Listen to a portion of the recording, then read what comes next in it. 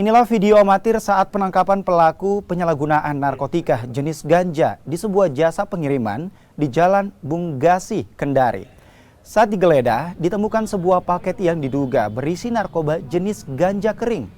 Atas temuan ini, pelaku berinisial OS usia 25 tahun akhirnya digelandang ke kantor Badan Narkotika Nasional Kota Kendari.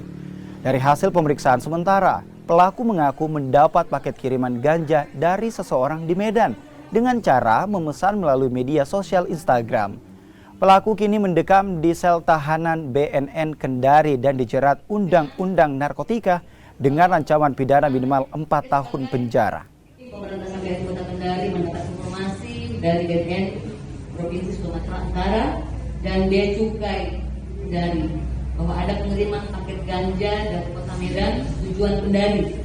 Selanjutnya, tim pemberantasan melaporkan informasi tersebut kepada Kepala BNN Kota Kendari untuk menindaklanjuti informasi tersebut dan mengeluarkan surat perintah.